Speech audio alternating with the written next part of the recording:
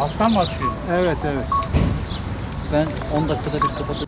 Malumunuz üzere geçen yıl kayısımızın %100'ünü 12 Nisan'daki don afetiyle kaybettik.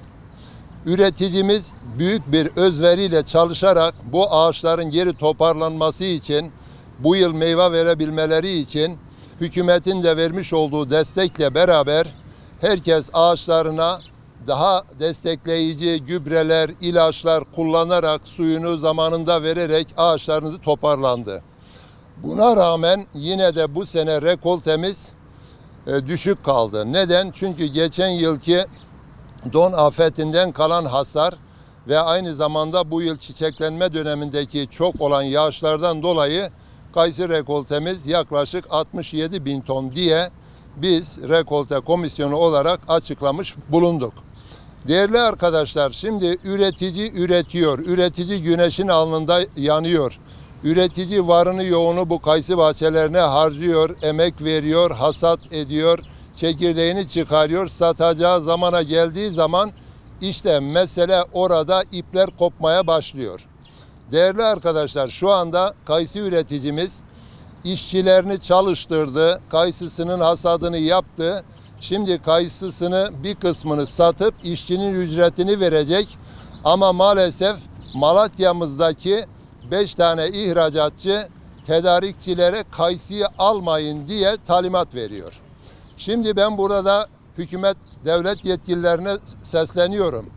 Tamam da bu çiftçi, bu işçi parasını nereden bulup verecek? Yani piyasada 1000 liraya satılan bir kayısıyı çiftçiden 200 liraya almaya mı çalışıyorlar? Yani bu spekülatif hareketler ne zaman bitecek? Ben burada sesleniyorum üreticime. Onlar almıyorsa siz de satmayın. Çünkü kayısı üreticisi 5'ten büyüktür. İhracatçıdan büyüktür.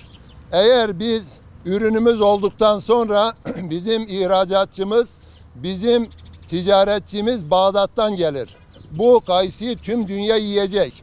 Ama burada çiftçinin boğazını sıkarak, kayısıyı ayak altı ederek hiçbir yere varamazsınız. Ben burada Toprak Mahsulleri Ofisi'ne sesleniyorum. Siz depolarınızı yaptınız. Siz kayısıyı TMO'nun alım listesine koydunuz. Yıllarca biz bununla uğraştık.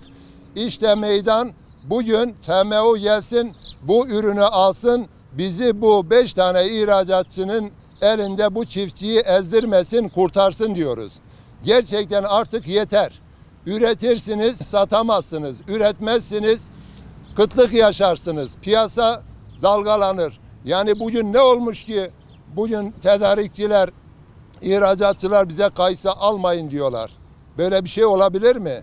Gerçekten yazık. Bu üreticiye yazık. Bizim vekillerimize, bakanımıza zaten dosyamızı ilettik. Ve bu dosyada da yapılan hainliklerin hepsini anlattık. Serbest bölge denen olayın ne olduğunu Sayın Bakanıma yazılı olarak verdim. İnşallah bir çözüm bulurlar diye bekliyoruz. Fakat Malatya'daki milletvekillerimize de çok büyük bir görev düşüyor. Bu insanlara yazıktır, günahtır. Çiftçilerimize sahip çıksınlar.